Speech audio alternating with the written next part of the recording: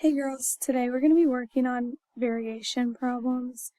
First, we're going to start with direct and joint variation. You'll have to know the vocab direct variation means that one quantity varies directly as another quantity varies.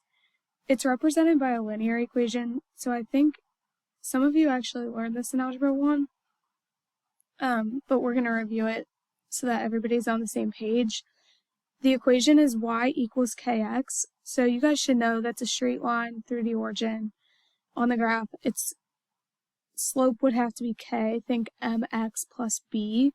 So m, the slope, is now represented by k, and the y-intercept, since there's nothing added on the end, would have to be 0. You could read it as y varies directly as x, and that's what it's going to say in the problems. So when you see y varies directly as x, immediately write down y equals kx. Here's an example of what a question might look like. Example 1 says if y varies directly as x, so as soon as I read that, I'm going to pause and write down my equation. Y equals kx.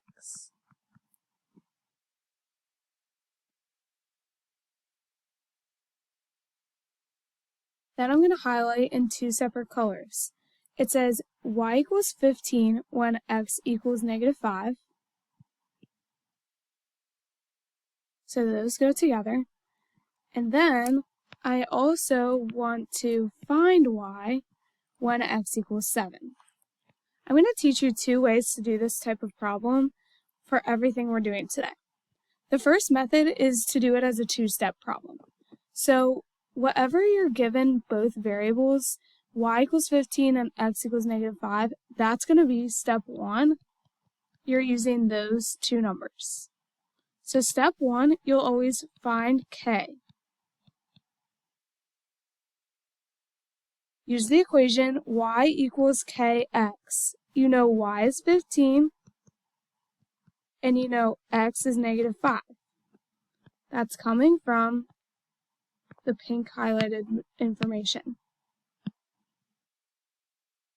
This is a linear equation, like I said, so this should be pretty easy to solve, hopefully. You would divide both sides by -5 and get -3 for k. Once you find k, step 2 is to find what's missing. So in this case, you're trying to find y. You'll use the equation again, y equals kx, the same one that you wrote down before. But this time, you're going to use the information that you highlighted in the other color, in my case, blue. I don't know what y is, so I'll leave it as the variable, but now I solved and I found k is -3, and I was given x is 7. Solving that for y is easy. I just have to simplify -3 times 7 to get -21. So my final answer for this one is -21 for y. But I'm going to show you another way that you could solve these problems. Method 2, it says set the k's equal. The reason why I wrote set the k's equal is because no matter what the equation is, you're going to figure out what k is. So if my equation is y equals kx, I could solve that for k by dividing both sides by x. So I get y over x equals k.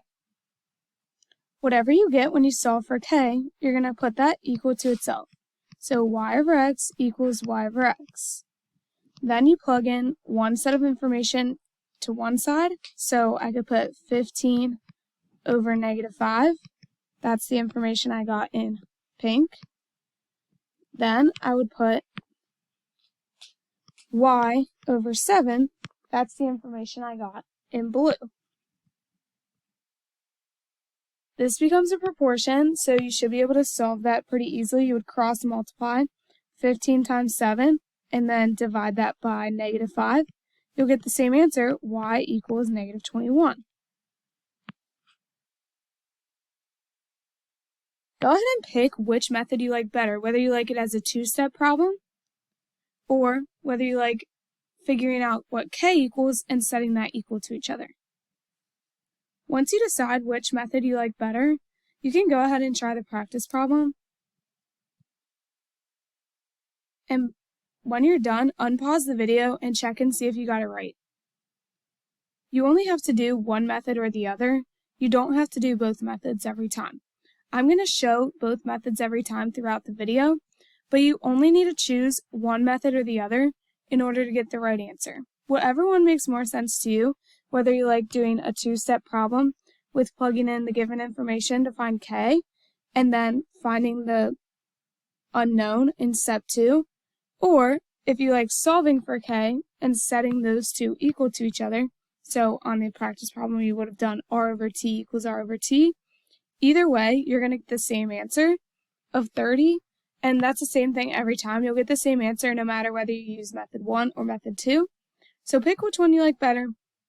You can try both for a little while today if you want, but it's really not necessary.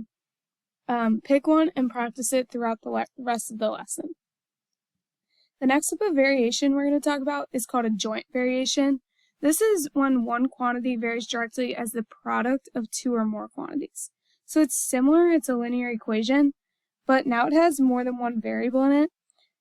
You're going to read it as y varies jointly as x and z. So similarly, if you see that in the problem, you're immediately going to put the equation y equals k x z.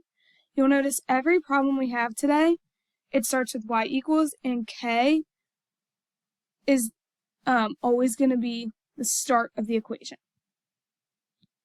So it's the exact same problem, you're just using a different equation. I already showed out the work here. Go ahead and decide whether you like method 1, doing it as a two-step problem. So you're going to find k and then in this case find y, or whether you like solving for k first. So on this problem, when you have y equals kxz, instead of just dividing by x, you're going to divide by both x and z. And then you have y over xz, so you're going to set that equal to each other. So you'll have y over xz equals y over xz, and again, you get a proportion that you could solve. Either way, you get 24. Pause and write down whichever method you like better. Once you're finished, you can try the practice problem on your own.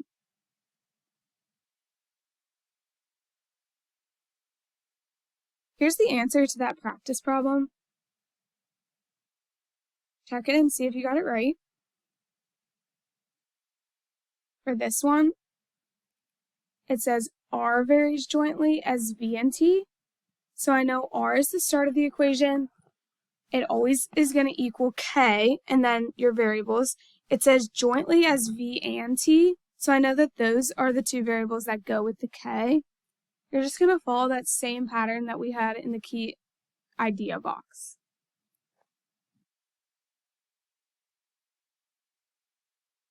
Alright, the other thing we have to talk about are inverse and combined variation problems.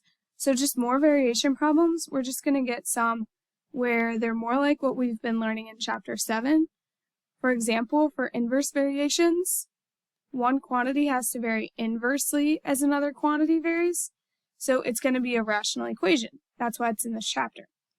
K is always in the numerator. Just like in the other problems that we just did, k was in the numerator because, it wasn't even a fraction. But it still starts with y equals, but this time, instead of k times x, whenever it says that it varies inversely, it's going to be k divided by x. If you wanted to graph an inverse variation, it looks like a hyperbola. You can read it as y varies inversely as x. So whenever you see that phrase, you're going to immediately write down the equation y equals k over x. Same as before, you can do either of the two methods. So if you were trying to solve this problem, a varies inversely as b, you're going to put a equals k over b. And then you have two options. Method 1 is to step 1, solve for k. Step 2, you're solving for the unknown. So in this one, you're trying to find a. You get 5.6. Or method 2, you could solve it for k. So you set the k's equal. In this one, you have a equals k over b. So if you want to get k by itself, you would have to multiply both sides by b. So that's why I put AB equals AB for method 2.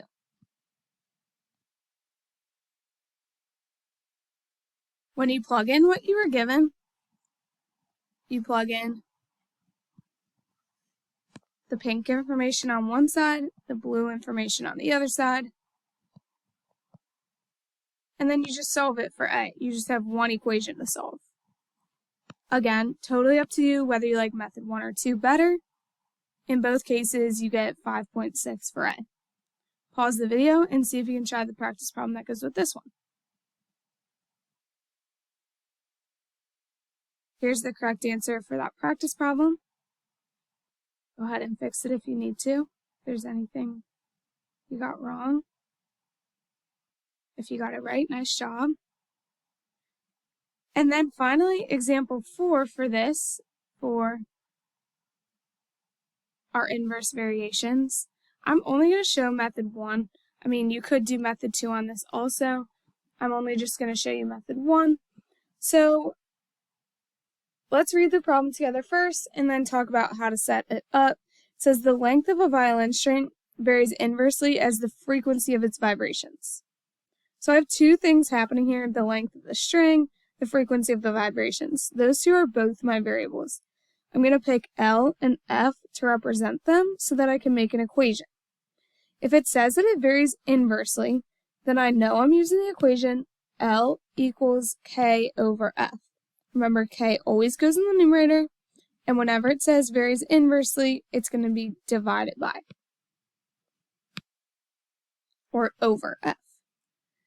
Then I figure out my information. So it's telling me a violin string is 10 inches long. I know that goes with L equals 10. It tells me that gives a frequency of 512 cycles per second. So I know that means F equals 512. So if I'm doing method 1, I'm going to plug in 10 for L, 512 for F, multiply both sides by 512 to get 5,120 for K. Take whatever you get for K, plug it into step 2. Now I'm trying to solve for F because my last sentence says find the frequency of an 8-inch violin string. So I put 8 for L, 5,120 for K, and I leave F as the variable. This time, I multiply 8 times F to get F out of the denominator, and then I would have to divide 8 back to the other side to get F by itself. So I end up with 5,120 over 8, which gives me 640. And since this was a word problem, I want to answer it in the sentence. I'm trying to find the frequency, so I'm going to say the frequency of an 8-inch violin string, kind of just restating the question, is about 640. And then I'm getting the cycles per second based on the given information. When they gave me F before, it was cycles per second, so it has to match the same variable if it's the same frequency. Okay, our last type of problems are called combined variation problems. These, you're going to have inverse and direct variations all in the same problem. Remember, K always has to go in the numerator, and then whatever it says varies directly goes in the numerator. Whatever it says varies inversely goes in the denominator. So on this problem, it's saying Y varies directly as X because X is in the numerator, inversely as Z because Z is in the denominator. So it's just kind of connecting together the other problems that we did and putting them all into one now. We're combining them. That's why it's called a combined variation. We're combining inverse and direct variation problems. So same thing goes. You can use method 1 or 2. This time, to come up with my equation, I see that it says F varies directly as G, so I know I have to put F equals K always starts in my numerator. It says directly as G, so I know G goes in the numerator also. But it says F varies inversely as H, so that's how I knew to put H in the denominator. If I wanted to solve that for K, like if I wanted to do method 2, let's talk about solving that for K. It says F equals KG over H. To solve that for K, if I'm trying to do method 2, my first step is multiply both sides by H to get it out of the denominator. So I end up with FH equals KG. Now to get K by itself, I'm going to divide both sides by G, and then I have FH over G equals K. So I'm going to put FH over G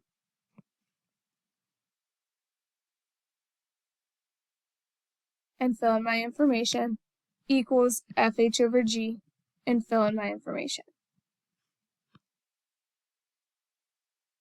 So again, whether you want to do method 1 or 2, pause and write it down. Make sure you're following each step. Like, where did these numbers come from? And then when you're ready, go ahead and try the practice problem. Here's the work, and the correct answer for that one, it was -80. Either way, when you do step 1 or step 2, method 1 or method 2, whether you want to do it as a 2-step problem, or whether you want to do method 2, set the k's equal to each other, either way, you get the same answer. And I think that's the end. Yep, that's the end of this lesson. As a reminder, each of these problems, you'll just have to go back and study the vocab and key idea. So you'll need to know like the equations for each one. But to help you keep them straight, it's always going to be y equals k. And then, so let's go back. Direct, x is in the numerator. Joint just means that there's 2 things in the numerator. Inverse means that the number goes in the denominator, but it's still y equals k. It's just now, instead of kx, it's over x when it says inversely.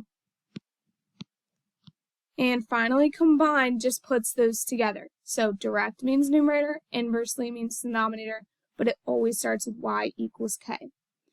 Finally, to wrap it up, remember you can use either method. Method 1, which is doing the 2-step problem. Step 1, find k. Once you figure out k, you plug it in to find your unknown. Or method 2 is to set the k's equal to each other, so you just solve it for k first, set it up, whatever you got for k. So back to example 1, we got y over x, so we'll put y over x equals y over x. Either way you do it, you're going to get the same answer. Hopefully that was making sense to you guys today. You guys have a homework to practice this stuff, and it's due tomorrow by 8 a.m. Have a great rest of your day, girls. See you later.